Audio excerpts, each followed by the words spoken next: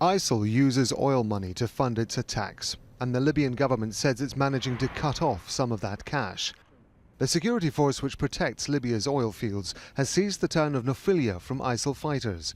The so-called Petroleum Facilities Guard also captured the nearby town of Ben Jawad on Monday. Libya's new UN-backed unity government says ISIL's being pushed back towards its stronghold of Sirte, away from big oil terminals and the sources of much of its income. But that unity government is still trying to pull together a complex web of armed groups against ISIL, or Daesh as it's also known.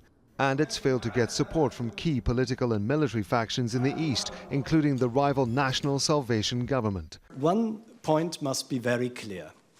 The fight against the Daesh must be first a Libyan fight, and it must be a united fight. I think nobody acting alone would succeed. ISIL is said to have been losing ground in Syria because of attacks by Assad government forces as well as Russian airstrikes. And Iraqi forces are fighting to take back the town of Fallujah from the armed group. ISIL has changed its tactics. Sporadic attacks are carried out in its name in Europe. Across Syria, Iraq and Libya, its fighters now mount a form of guerrilla warfare instead of a widespread grab for land. The UN Secretary-General says ISIL's now refocusing on Libya. The UN is determined ISIL can only be defeated if Libya's armed factions join forces. That's why it's very important, and my constant message to all security actors, be them in the West or in the East, to unite their forces. There must be a joint command structure.